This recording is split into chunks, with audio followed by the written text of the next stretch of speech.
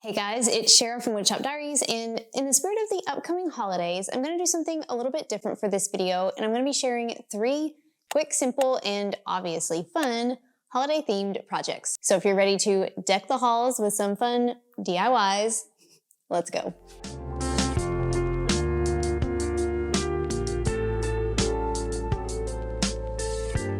So the first project I'm sharing is this 3-tiered candy stand. I actually built this 5 years ago, but I didn't film it. So I just built another one so I could make a video. For this project, you'll need some 1x2 boards for the tree and some scrap plywood for the plates. I used red oak 1x2s and walnut plywood. I started by cutting down my tree pieces from the 1x2 board. All of these pieces have at least one end beveled 30 degrees, so I cut them on my miter saw.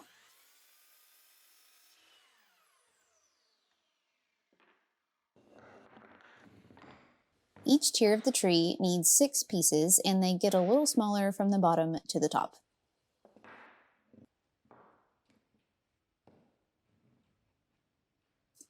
Once the 1x2 pieces were cut and sanded, I glued them together into triangles. You could add a few brad nails if you wanted, but I only use wood glue on my original and it's still going strong 5 years later. So I think wood glue alone should suffice. I glued up 3 large, 3 medium, and 3 small V shapes and allowed plenty of time for the glue to dry. Once these were dry, I grabbed one of each size to glue together. I measured and marked about 2 inches from the outside point, then I glued the tiers together so that they were lined up with this mark. Painter's tape works great as a little clamp to hold the pieces tight while the glue dries. I also added a few brad nails, but it's a little challenging to get the nailer into these small spaces. So again, I think wood glue alone should suffice, but nails don't hurt. After I glued up 3 sets of 3 tiers, I set these aside to dry and cut out the plates. You can glue up 1x boards to cut these from, or use 3/4 inch plywood. But if you choose to glue up boards, you need a piece at least 6 inches square, another at least 10 inches square, and a third at least 15 inches square. These are the diameters of the circles.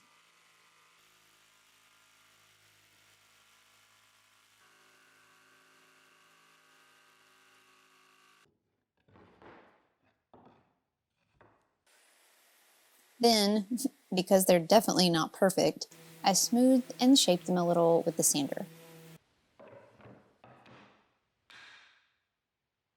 At this point, I checked to make sure the glue was dry on my frame pieces, and I kind of dry fit everything together.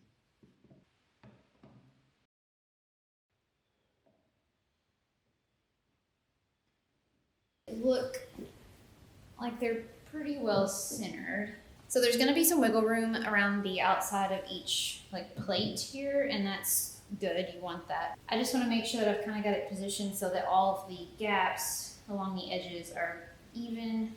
When I made my original one several years ago, I used screws through the bottom to attach the plates. I remember it was very difficult to drive the screws because I was using oak then as well, and the wood's just really hard, and the space here is really tight to drive a screw. So I actually think I'm just gonna lift these up a little and get some glue up under here and then just clamp them, and that should be plenty sufficient.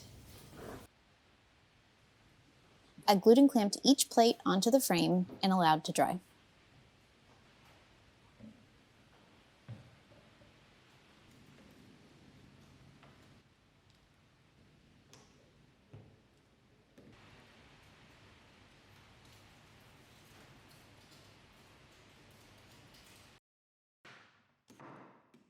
Once this was dry, I cut a little 1x4 square to glue onto the top. Full transparency, the top was not 100% flat after gluing up, so I sanded things down a little until it was. That's pretty good. Then I glued and nailed the top in place.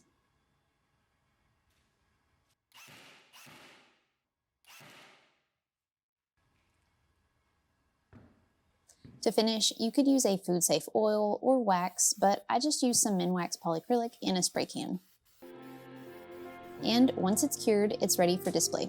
I originally built this design with intentions for using as a serving platter for Christmas cookies and candies, but you could obviously use it for all sorts of things.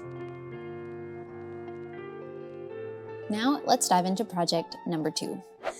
Hey guys, so this is my friend Abby, and for this project we are going to be making 3D wood art things. She's gonna make a gigantic one and I'm gonna make this little baby one.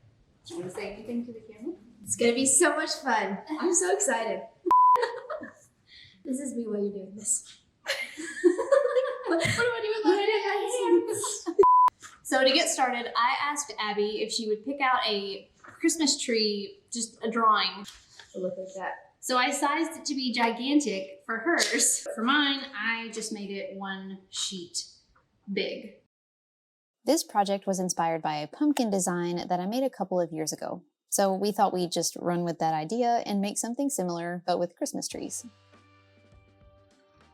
I just sized this in Microsoft Word to be whatever size that I wanted, then printed it off on multiple pages to cut out. Once the pieces of the shape were cut out, I let Abby tape them onto a 1x8 board, but after she did too, I realized it might just be easier to trace them. Then I introduced Abby to the jigsaw. After I showed her the basics, I let her cut out a couple of the pieces. Then we swapped places and she got sanding duty while I cut the last one. It was a team effort.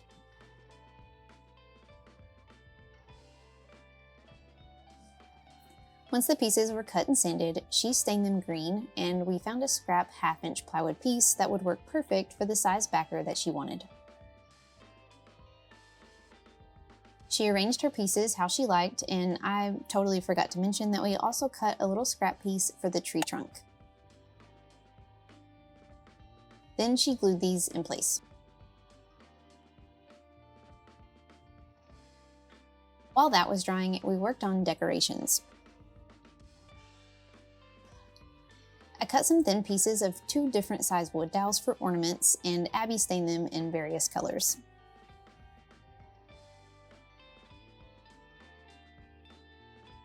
Then she glued these onto her tree for ornaments. I also introduced Abby to the miter saw and the nail gun, and she cut to fit some 1x pieces to just trim the outside edges of her backer.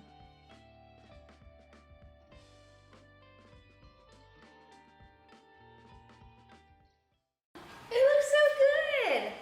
How fun! How fun. It looks so cute. Do you want a star on it? Yeah, kinda. There's room for it.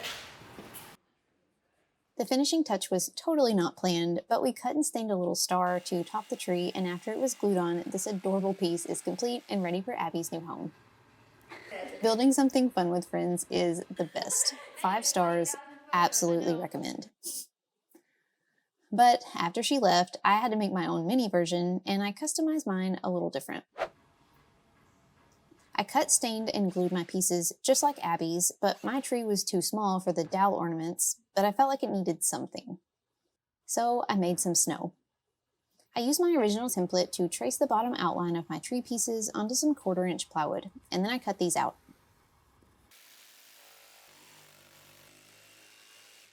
Some were a little too chunky to look like snow, so I had to recut a few of them until I was happy. Then I spray painted them white and glued them onto my tree.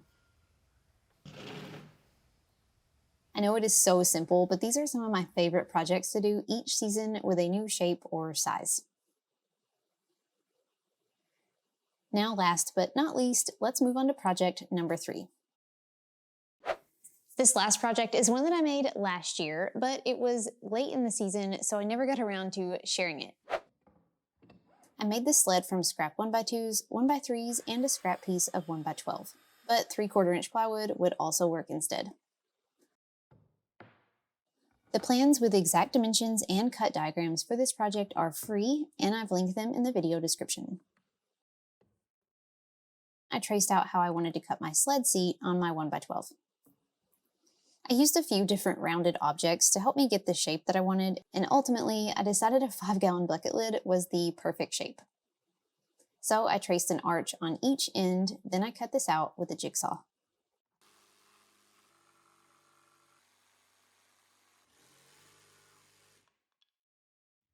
Between the sled rails, I needed to cut 3 runners that would connect them together. So I cut these from 1x3s and notched each end to fit around my 1x2s. You'll see what I mean in just a second.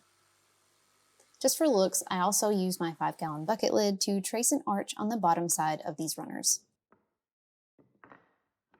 I dry fit the pieces together and added another 1x3 for the brace on the front. Now, I debated on leaving this piece square, but I ended up cutting it with a jigsaw so that it was kind of pointed. So, to recap, I have 2 sled rails, a sled seat, 3 sled runners, and a front brace. After sanding, I drilled pocket holes into the sled runners to assemble. Because these pieces are so small, I use the Craig Micro pocket hole jig to drill my holes because this jig makes much smaller pocket holes.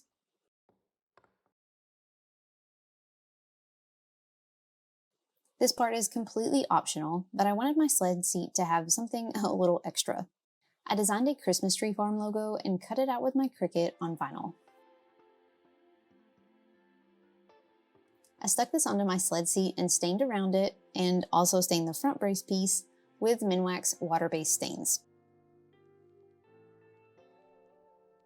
When working with stencils like this, water-based stains provide a much crisper line, so that's what I used for the entirety of this project. After I stained the brown, I removed a few pieces of my stencil and stained the border and the sled rails red. Then I removed the lettering and stained it and my sled runners black.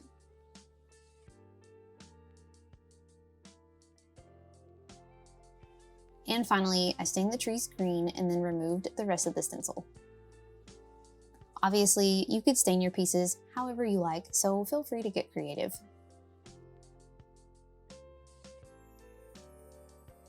Once the stain had dried, I assembled the sled frame using pocket hole screws through the holes that I drilled earlier. Then I glued on the seat and the front brace. This simple sled is perfect as a centerpiece, porch decor, or to just set up by the tree. Sometimes these smaller projects are the most fun to build. I hope you guys enjoyed seeing these simple holiday projects come to life, and I hope they inspired you to get building on a few of your own holiday decorations. Be sure to subscribe to the channel and stay tuned because I'll be sharing some unique handmade holiday gift ideas very soon. Thanks so much for watching, friends, and until next time, happy building!